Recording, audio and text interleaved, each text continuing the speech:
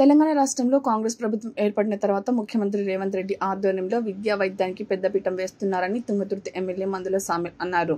తుంగతుర్తి మండల పరిధిలోని పలు గ్రామాల లబ్ధిదారులకు మంజూరైన ముఖ్యమంత్రి సహాయ నిధి చెక్కులను మంగళవారం తిల్మగిరిలోని ఎమ్మెల్యే క్యాంపు కార్యాలయంలో ఏర్పాటు చేసిన కార్యక్రమంలో మొత్తం 21 మంది లబ్ధిదారులకు రూ. 9,11,500 రూపాయల చెక్కులను ఎమ్మెల్యే సామెల్ పంపిణీ చేశారు. ఈ సందర్భంగా ఎమ్మెల్యే మాట్లాడారు.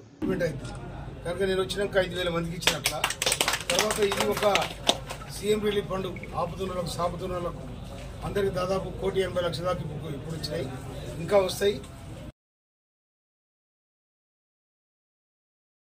బిఆర్ అంబేద్కర్ భారత రాజ్యాంగాన్ని ప్రజలకు అంకితం చేసిన రోజు ఇది.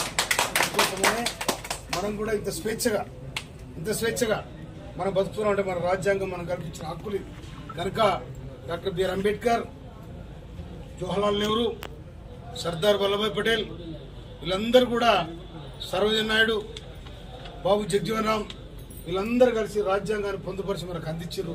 ఆ మహనీయులకు ఈ సందర్భంగా నేను నిండుగా శుభాకాంక్షలు అర్పిస్తా ఉన్నాం.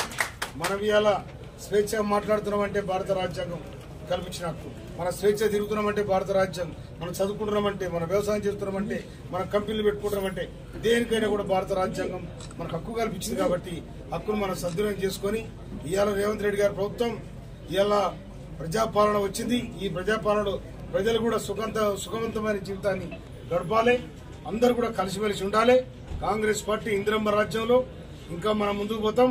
మీ ఆపుతున్న సాపుతున్న మీ అన్నగా, మీ తమ్మునిగా మందల సామెలంటి బ్రహ్మాండ మేరతో గెలిపించారు. కాబట్టి మీకోసం ఎప్పుడైనా అందుబాటులో ఉంటా నేను.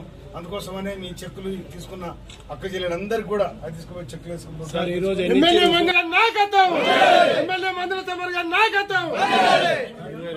ఇంకోటి మీరు చిన్న